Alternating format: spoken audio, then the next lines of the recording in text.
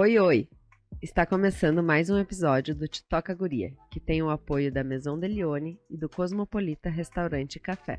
Oi, oi! Eu sou a Michi. Carinhosamente, muitas pessoas me chamam como a visagista, já em homenagem ao meu perfil no Instagram, né? Acabou virando um codinome. E lá eu compartilho muito sobre a relação do comportamento com os traços faciais. Mas hoje eu tô aqui para falar de um outro assunto. Um assunto que chegou até mim em fevereiro de 2021 e ele não foi convidado a fazer parte da minha vida, mas se tornou parte importante da minha trajetória como mulher, como mãe, como profissional, como ser humano, né? E esse podcast é um convite à reflexão. Ele se chama Te Toca Guria. Eu comecei a trabalhar com esta série no Instagram, quando, surpreendentemente, em fevereiro de 2021, fui surpreendida com um nódulo no meu seio esquerdo e entendi que falar sobre o assunto poderia ser uma maneira de trazer um pouco de conforto para mim. O que eu descobri? A minha maior surpresa foi descobrir que este conforto veio para várias pessoas que me ouviam, né, através da minha escrita, através da minha fala. Então eu resolvi falar mais e abro esse primeiro episódio, né, dou as boas-vindas a esse primeiro episódio, que leva o título, né, de eu poderia escrever um livro, mas decidi fazer um podcast, um monólogo sobre um diagnóstico tão difícil. Eu poderia convidar muitas pessoas para falar sobre as suas histórias, as suas trajetórias, e decidi falar sobre a minha, mas como um momento também de ajudar nesse meu processo, de entender tudo que eu vivi nesse 1 ano e 4 meses de tratamento oncológico. O câncer, né, ele traz como pano de fundo sempre a morte.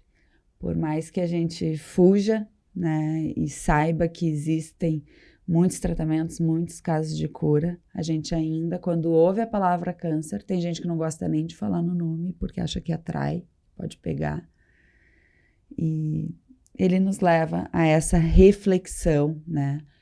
E esse podcast é isso, é trazer a minha reflexão sobre essa incerteza, né, que é a vida, mas das infinitas possibilidades que existem num diagnóstico tão difícil como esse do câncer, né?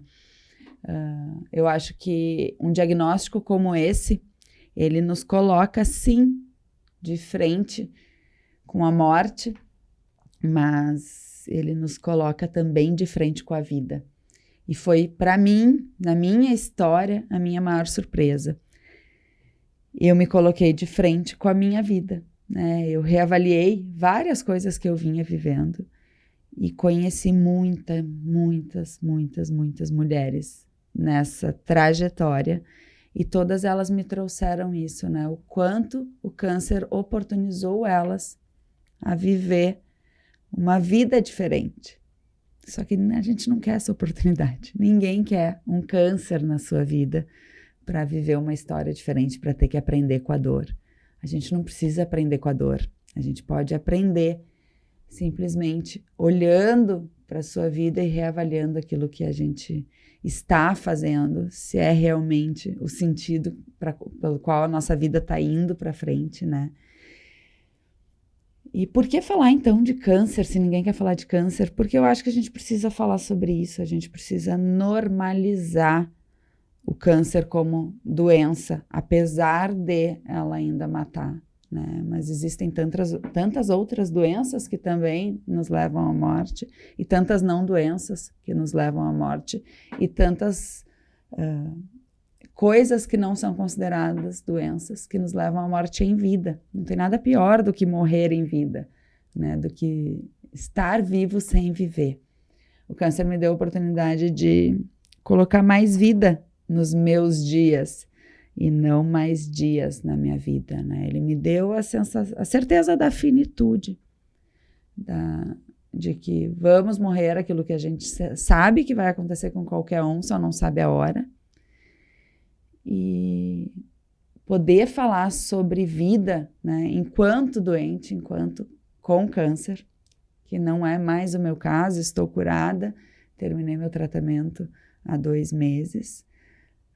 Esse podcast está indo ao ar num dia muito especial, que é o dia que eu completo 41 anos, meu aniversário. Ano passado eu lembro perfeitamente da celebração do meu aniversário. É óbvio que eu vou me emocionar sempre que eu falar sobre esse assunto, porque eu sou uma pessoa que adoro comemorar aniversários. E sempre gostei de fazer festa, tem gente que não gosta de comemorar, eu gosto. E ano passado era um ano especial, né? Eu ia fazer 40 anos. E eu vinha planejando já há algum tempo o que eu iria fazer na minha festa de 40 anos. E quando o câncer veio, em fevereiro, março de 2021, meu aniversário só em setembro, eu pensei, ixi, ferrou tudo, acabou o ano, né? E não, eu fiz uma baita de uma festa, celebrando a vida. E hoje, pensando, eu me dou conta de que o tempo de tratamento foi quase como uma gestação para uma nova vida que eu estava tendo a oportunidade de viver ainda em vida, né? Sem falar de espírito que não finda, né? Que segue dentro das minhas crenças para outras vidas. Eu estava tendo a oportunidade de gerar, não em 9 meses, mas em 1 ano e 4 meses, que foi o tempo do meu tratamento, uma nova Michelle, uma nova pessoa, colocar na minha balancinha, né, o que ficaria dessa história, do que eu vivi nesses 40 anos, e o que eu iria fazer com os próximos 40, 50, 60, sei lá quantos anos ainda tem, ou com o próximo ano, ou com o próximo mês, ou com o meu próximo dia, ou com o meu dia de hoje. E entendi que isso muitas vezes era uma escolha minha, né? Então, falar sozinha nessa primeira temporada do podcast, para mim, é um grande desafio, né? Porque eu tenho que trazer reflexões, tenho que conversar comigo mesma, mas ele também me traz uma reflexão do quão o câncer é muitas vezes solitário. Cada um tem a sua história. Muitas mulheres que estão me ouvindo, ou homens que têm parceiros, filhas, né, mães, vivendo um processo de câncer, ou que estão vivendo o seu próprio câncer, né? Porque aqui a gente não está só falando do câncer de mama, especificamente. Aliás, o Te Toca, ele é uma alusão ao se tocar no sentido do toque físico real, como uma das ferramentas, né, para diagnóstico, que os médicos até nem gostam tanto, e aqui abro esse espaço para falar isso, porque eles têm receio de que a pessoa se toque e não encontre nada, e por isso não faça seus exames de prevenção. Então, faça seus exames de prevenção, né, independente de sentir ou não um nódulo. Se sentir um nódulo, vai realmente, imediatamente buscar apoio, buscar entender o que é aquilo, buscar um profissional. Mas esse Te Toca, ele não é só em relação ao toque físico, ele é o Te Toca aqui, né, na cabeça, porque a gente começa a criar cânceres que às vezes não existem, que fazem parte dos nossos pensamentos. Eu sou uma pessoa extremamente cheia de pensamentos, e essa solidão do câncer não precisa ser sozinha, mas esse monte de mulher que está me ouvindo, cada um tem a sua história, né, do seu câncer, de como viveu. Eu conheço gurias que trouxeram, assim, que se abriu, né, um abismo em frente à descoberta do câncer, e para outras mulheres foi, tá, bora, o que eu vou fazer com isso? Muito prática, muito objetiva. E para mim, eu fui um mix dos dois casos, né? Eu lembro, assim, do momento em que eu recebi o diagnóstico, meio que eu já sabia, eu acho que no dia que eu toquei o meu seio e senti o nódulo, eu acho que eu já sabia que era câncer.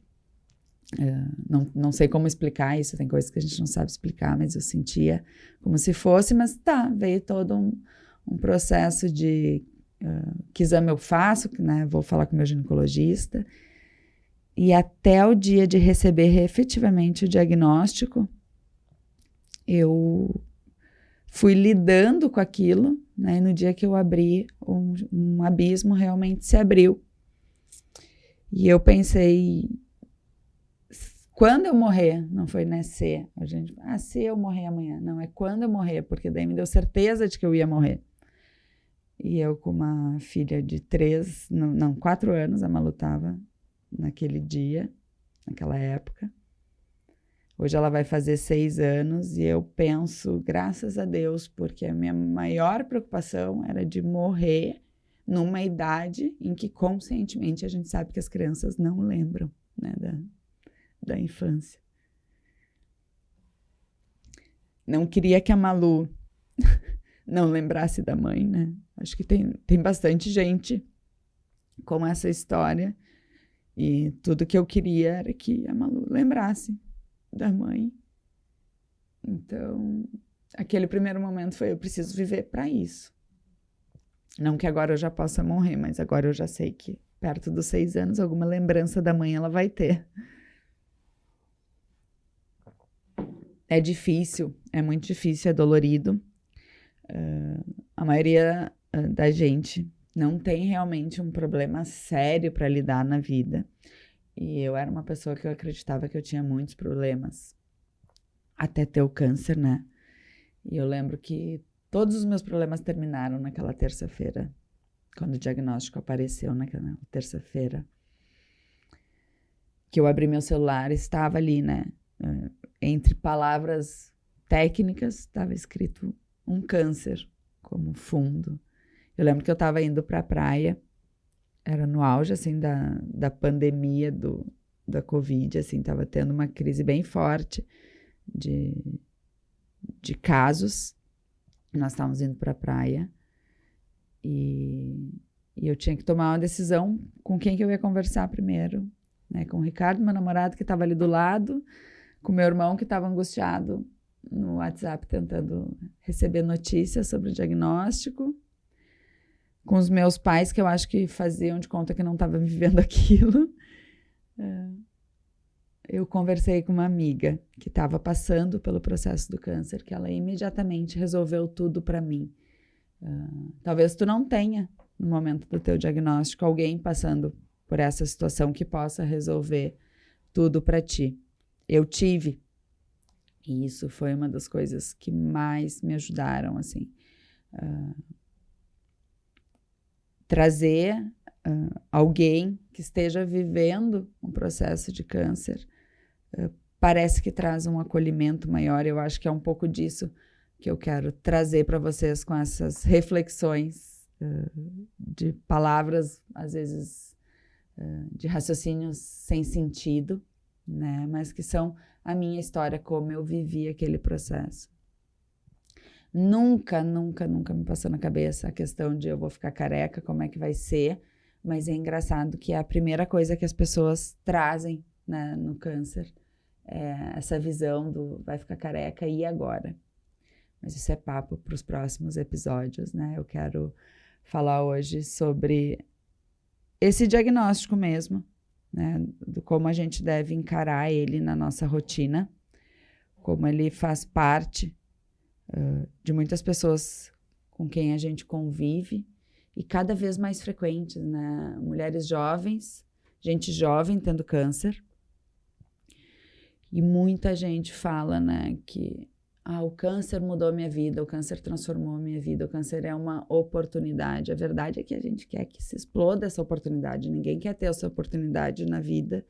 E o câncer não nos torna santos, não nos torna diferentes de ninguém, nem especiais, né? A gente sim é especial no momento em que está fragilizado, tratando o câncer pela medicação que nos fragiliza mesmo fisicamente, mas a gente não se torna diferente de outro ser humano que tem oportunidade todos os dias de rever a sua vida.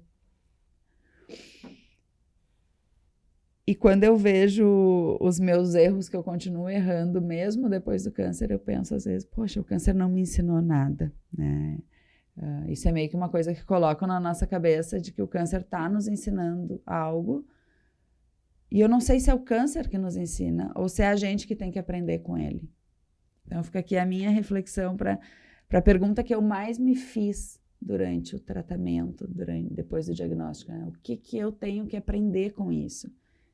Né? Não é o que o câncer está me ensinando, é um pouquinho diferente, é o que eu preciso aprender. Né? Eu estou curando as minhas células pela medicina, obviamente, né? Utilizando todos a capacidade técnica que a medicina tem, mas eu internamente, o que eu posso fazer para mudar isso, para daqui a pouco não ter que aprender de novo com uma outra doença, com outro problema, né? Isso é uma percepção totalmente individual, essa é a minha percepção, essa é a minha reflexão sobre a vida, né? Esse é o meu grande ensinamento, do quanto eu mudei internamente, mesmo continuando errando, mesmo continuando fracassando em muitas coisas que eu gostaria de fazer diferente, de comer melhor, de fazer mais atividade física, de ser mais saudável. Mas uma das coisas eu tenho um certo orgulho, assim, eu consegui administrar o meu pensamento em relação a isso. Eu acho que a gente pensa muita coisa que nos faz mal, às vezes até mais mal do que aquele açúcar do cafezinho, né? E que tanta gente condena, e que quanto pensamento de raiva, quanto pensamento de ódio, quanto pensamento de rigidez que a gente tem com a gente mesmo, né? Quantos maus tratos, nem pensamento a gente traz, que podem nos levar a doenças tão graves quanto o câncer e pouco diagnosticadas, né? Porque não tem ali uma célula onde a gente consiga ver ela e aquilo vai nos consumindo, né? Nos secando por dentro, nos deixando realmente fechados para a vida, né?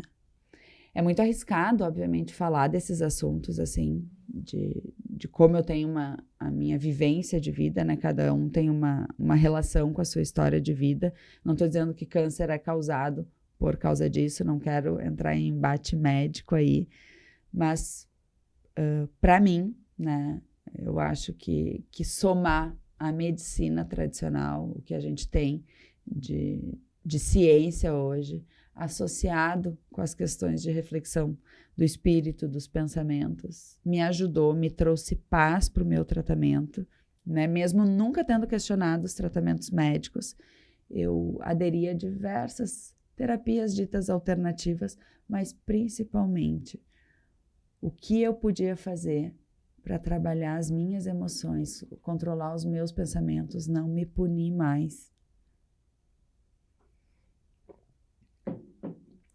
Essa é a reflexão que eu trago para vocês, que vocês olhem para isso de repente e que vocês que estão ao redor dessas mulheres e homens, né, com diagnósticos tão difíceis, que também olhem com um pouco mais de carinho para aquela pessoa, né, que não tragam informações só concretas sobre hoje tem cura, é fácil se curar, levanta a cabeça, bola para frente, porque não é bem assim. A história de quem vive um câncer, as suas dores físicas e emocionais são muito duras, né? E a gente precisa de alguma maneira respeitar isso para que a gente consiga passar por todos os processos de medo, principalmente, né?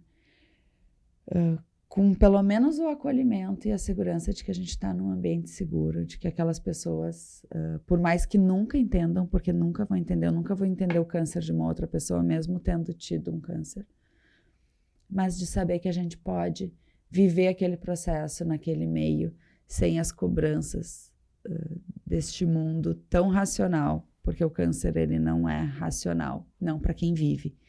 Eu sentia muito medo, né? Com o passar dos dias, o medo de morrer ele foi ficando menos frequente.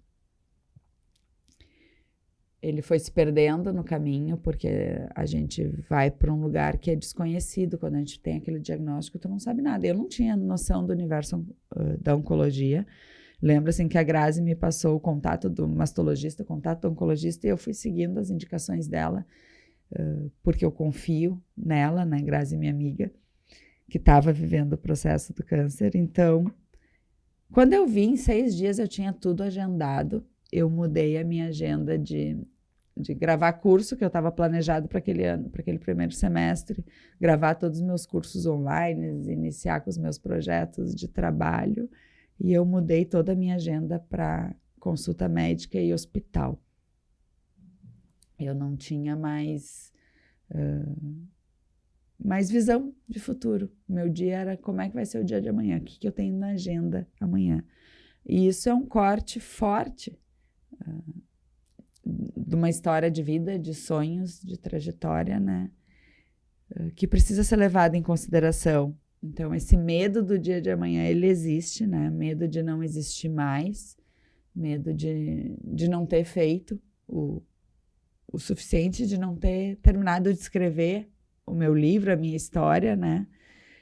Mas com o tempo eu fui percebendo que o medo de morrer ia ficando lá para trás no caminho e que eu tinha uma existência muito maior do que a própria vivência. A vivência é o que a gente está acostumado a fazer em vida. A existência é algo que transcende a nossa vivência, porque a gente tem algo muito maior neste mundo, né? Não nesta vida, mas neste mundo, nessa trajetória como espírito, né? Olhar para o passado para falar nesse podcast, né? E contar essa história me fez revisitar algumas coisas que eu nem lembrava que tinham passado por mim. Uma das coisas que eu mais senti ano passado foi frio. Frio por ter ficado careca, frio por viver num estado que é frio, né? Mas esse frio também me trouxe uma sensação de que parece que em vários momentos eu fui fria em relação ao diagnóstico, como se eu não tivesse vivido a dor e a emoção, né, de estar doente, de me permitir estar doente. E eu vivi. Essa foi a minha grande reflexão quando eu comecei a pensar o que eu vou falar nesse podcast. Foi eu vivi. E se eu posso dizer alguma coisa para alguém, é viva essa dor. Ontem mesmo eu tive num trabalho para o Outubro Rosa, conversando com meninas que tiveram câncer, e uma das meninas falou: nossa, eu não parei de trabalhar, eu fiquei forte, né? E hoje, ela falando, hoje eu olhando para trás, eu acho que eu não me acolhi. E eu acho que é isso, eu acho que a gente precisa se acolher no momento de um diagnóstico como do câncer, né? E às vezes parar de trabalhar não é fraqueza, às vezes não dá conta de cuidar da filha, como foi o meu caso, como muitas vezes não dei conta nos dias pós-químio, não é fraqueza.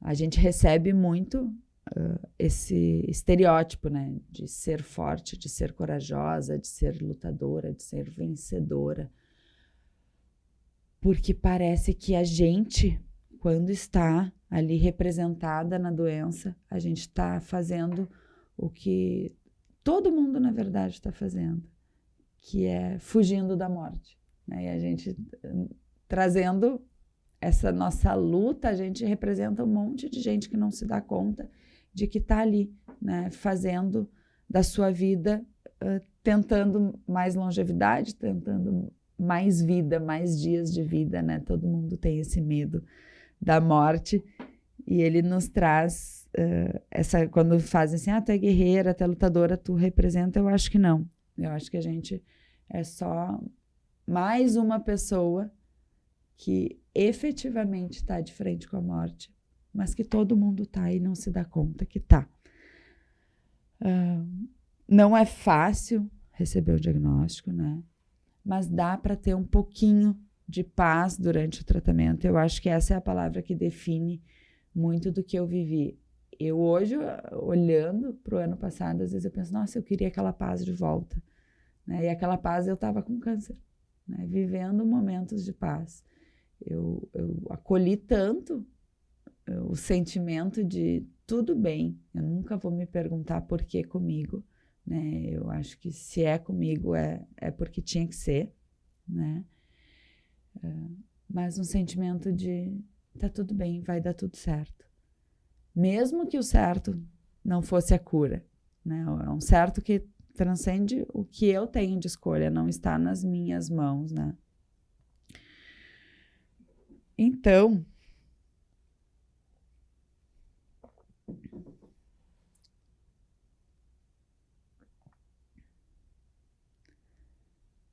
doenças graves como câncer, elas comovem todo mundo que está ao redor, né? A gente não consegue nem imaginar o que é isso, né? Ficar falando de morte, ficar falando de chance de morrer. Mas esse primeiro episódio eu quis trazer isso porque eu acredito que é o primeiro pensamento que vem na cabeça de todo mundo, né? Uma pessoa que tá de frente com esse diagnóstico, ela realmente pensa nisso. Falar sobre isso é quase que como conseguir colocar palavras sobre o silêncio, né? A morte é um silêncio que ninguém quer viver. O silêncio, talvez o silêncio mais intimidador de todos, que realmente nos silencia. E a minha maneira de encontrar um pouquinho de paz, um pouquinho de cura, foi falar com todo mundo sobre isso, foi trazer a minha dor. Eu lembro assim que eu nos dias de quimio eu falava bastante sobre isso no meu Instagram, e como aquelas mulheres se sentiam, vocês mulheres, né, se sentiam acolhidas, porque me diziam assim, nossa, todo mundo só fala da beleza do câncer, da glamorificação, do bem viver, eu sou feliz, eu pulo na químio. E a verdade, para mim, pelo menos não foi essa, né? Eu sentia dor, eu sentia vontade de chorar, eu sentia tristeza. O Outubro Rosa é super celebrado por momentos normalmente com histórias de mulheres que se curaram. Eu sou uma mulher que sou solicitada para falar em Outubro Rosa também, para trazer, né, a esperança para muita gente. Mas a gente precisa lembrar que muita gente não passa, né, pelo processo da cura, né? Se silencia antes. Eu não gosto de, não venceu o câncer, ou o câncer venceu a pessoa, como muita gente usa. Eu não gosto desses termos. Eu acho que é o silêncio, que ele vem antes da hora, né? A gente nunca está preparado. Não existe como preparar ninguém para a passagem, como muita gente fala, né? Hoje eu posso dizer que o que eu senti no momento do diagnóstico foi um vazio, e que se tu tá sentindo esse vazio hoje, sinta aqui, acolhida, pode sentir, né? Tudo parecia ter perdido o sentido. Meu trabalho, a minha vida, minha filha, o namorado, a relação com os meus pais. Mas a primeira coisa que eu tive, tanto na consulta com o mastologista, como de reflexão depois do vazio, foi que eu tinha que pensar em mim. Eu lembro das palavras dele assim, agora é o momento de tu focar em ti e pensar em ti. Eu finalizo esse primeiro episódio convidando a ti que está com um diagnóstico difícil, de câncer ou de qualquer outra coisa. Pensa em ti, né? Só existe o cuidado com as outras pessoas quando a gente primeiro se cuida. Apesar de mãe de uma criança que precisa muito de cuidado, eu não tenho como cuidar dela, e o câncer foi derradeiro assim para me ensinar isso. Eu não tenho como cuidar dela se eu não estiver bem comigo mesma. Eu primeiro precisava me fortalecer pós a químio, para que eu pudesse aí sim cuidar da Malu.